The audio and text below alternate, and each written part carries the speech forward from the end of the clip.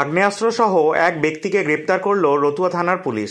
ধৃতের নাম রাজ্জাক শেখ ওরফে টোটা, বয়স ৩৫, বাড়ি মালদার বৈষ্ণবনগর থানার দৌলতপুর গ্রামে।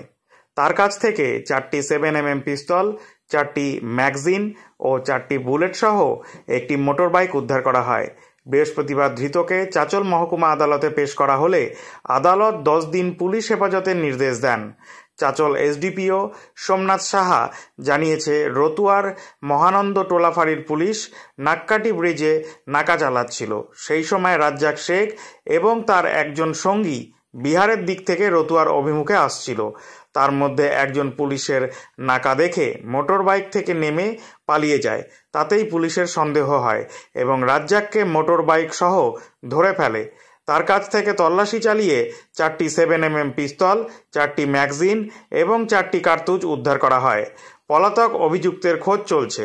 পুলিশ আরও জানিয়েছে, তারা বিহার থেকে আগ্নেয়াস্ত্র এবং কার্তুজ এনে এপারে বিক্রি চক্রের সঙ্গে যুক্ত রয়েছে।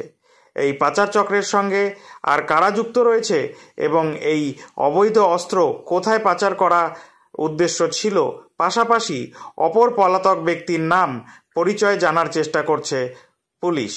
তিনি আরও জানিয়েছেন, বেআইনি অস্ত্র কারবার রুখতে বিভিন্ন জায়গায় পুলিশের নাকা চেকিং চলছে।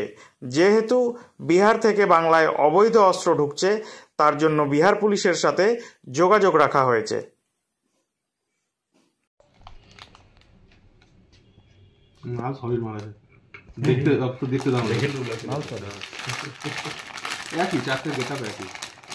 চোখ নিয়ে দুশ্চিন্তায় ভুগছেন, ভাবছেন কি করবেন, কোথায় যাবেন, চোখের পাওয়ার চেক করবেন, নতুন চশমা বানিয়ে সন্তুষ্ট নন, আপনি কি বিব্রত? তাহলে একটাই ঠিকানা, বিক্রমপুর অপটিক্যাল। পশ্চিমবঙ্গের বাইরে নয়, এমনকি পার্শ্ববর্তী দেশ নেপালেও নয়, এখন ইসলামপুরেই আপনি পেয়ে যাবেন অত্যাধুনিক উন্নত মানের প্রযুক্তিগত মেশিন দ্বারা চোখের সমস্যার সঠিক সমাধানের একমাত্র নাম বিক্রমপুর অপটিক্যাল, চোপড়াঝাড়, জীবনমোড়, ইসলামপুর। উত্তরবঙ্গের ইসলামপুরে এই প্রথম বিদেশি মেশিন দ্বারা চক্ষু পরীক্ষা করার সুবর্ণ সুযোগ এনে দিয়েছে বিক্রমপুর অপটিক্যাল। এছাড়াও আপনার শিশু চোখের মায়োপিয়া রোগে আক্রান্ত কিনা তা বোঝার জন্য আপনাকে আসতেই হবে বিক্রমপুর অপটিক্যালের মায়োপিয়া ক্লিনিকে। এখানে শেষ নয়, চোখ সম্পর্কিত বিভিন্ন বিষয়ে বিশেষ ছাড়ের ব্যবস্থা রেখেছে বিক্রমপুর অপটিক্যাল। পাশাপাশি রয়েছে অভিজ্ঞ চক্ষু বিশেষজ্ঞরাও। তবে আর দেরি কেন, এক্ষুনি চলে আসুন চোপড়াঝাড় জীবনমোড়ের বিক্রমপুর অপটিক্যালে। মোবাইল ফোনে এক্ষুনি যোগাযোগ করে নিন 9474597239 অথবা 9434161978।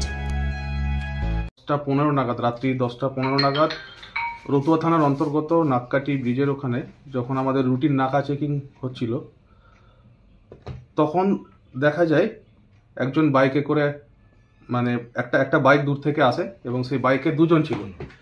এবার নাকা চেকিং হচ্ছে দেখে সেই বাইক থেকে একজন নেমে পালানোর চেষ্টা করে। তখন আমাদের যিনারা ছিলেন, অফিসার যিনারা ছিলেন, ওনাদের সন্দেহ হয় এবং পুরো বাইক চেক করা হয় এবং বাইক চেক করে তখন দেখা যায় একটা ব্যাগ থাকে এবং সেই ব্যাগের ভিতরে 4টে 7mm পিস্তল থাকে আর 4টে ম্যাগাজিন, আর প্রত্যেকটা ম্যাগাজিনে একটি করে অ্যামুনেশন লোডের অবস্থায় ছিল। এই যে অবৈধ যে আর্মসগুলো আসছে, বিহার যোগ থাকছেই হামেশাই, এটা দেখা যাচ্ছে স্যার। এভাবে এটাকে কিভাবে রুখবেন আপনারা? আমাদের সোর্স তো ম্যানেজমেন্ট হচ্ছেই, সঙ্গে নাকাও চলছে, কন্টিনিউয়াস নাকা চেকিং কন্টিনিউয়াস চলছে আমাদের। আগে চাঁচলে একটা হয়েছিল, রবারি হয়েছিল, তাতেও বিহার যোগ ছিল। যেহেতু হরিশ্চন্দ্রপুর, রতুয়া এবং কি মানিকচক এটা করিডোর হয়ে দাঁড়িয়েছে ঝাড়খণ্ড বিহারের, ওদিক দিয়ে ওই পথ দিয়ে যেন মানে কি আর্মসগুলো ঢুকছে বিহার থেকে। এটা আমাদের হচ্ছে বিহার পুলিশের সাথেও আমাদের মানে সুন্দর কোঅপারেশন আছে, মানে ওখান থেকেও আমরা বিভিন্ন মারফত খবর পেয়ে থাকি। প্লাস আমাদের এখানেও যদি কোনো কিছু হয়ে থাকে, ওনারাও যথেষ্ট পরিমাণে কোঅপারেশন করেন। এই যে অবৈধ আর্মসগুলো ঢুকছে, আগামীতে 26-এ নির্বাচন রয়েছে, সেই কি নির্বাচনকে মানে এই কিছু আমাদের তো চলছে কন্টিনিউয়াস নাকা চেকিং চলছে, যাতে এই অবৈধ আর্মসের কারবার যাতে দিন দিন কমে।